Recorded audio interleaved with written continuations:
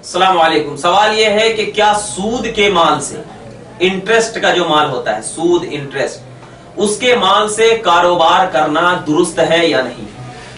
यानी किसी के पास अगर सूद का माल है तो क्या उस माल से हम कारोबार कर सकते हैं या नहीं कर सकते?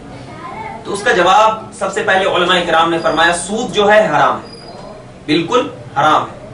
और सूद खाने वाला ऐसा है जैसे कि वो अपनी माँ का गोश्त खाने वाला है और उसको जहन्नम के सबसे निचले तबके में डाल दिया जाएगा, सूद खाने वाला। और उसकी बहुत सारी वईदें आई हैं, मैंने इससे पहले भी वीडियो करके देखा हूं इंटरेस्ट के बारे में, आप देख सकते हैं हमारे तौहीद सेंटर में।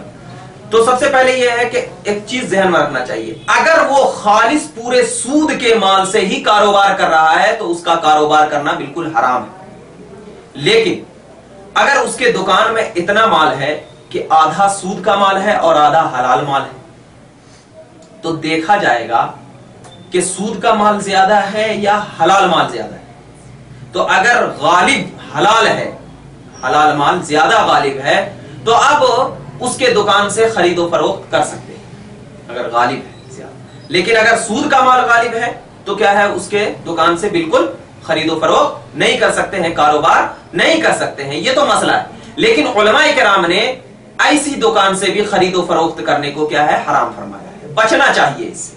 क्यों? इसलिए कि अगर हमारा जरा सा भी सूद का माल हमारे पेट में चला जाएगा तो अल्लाह के नबी सल्लल्लाहु अलैहि वसल्लम इरशाद फरमाते हैं कि उस शख्स को कल कयामत के दिन जब तमाम लोगों के सामने घसीटते हुए जहन्नम में फेंक देगा तो फरिश्ते कहेंगे मौला तूने इस शख्स को इतना बेरहमी के साथ क्यों फेंका?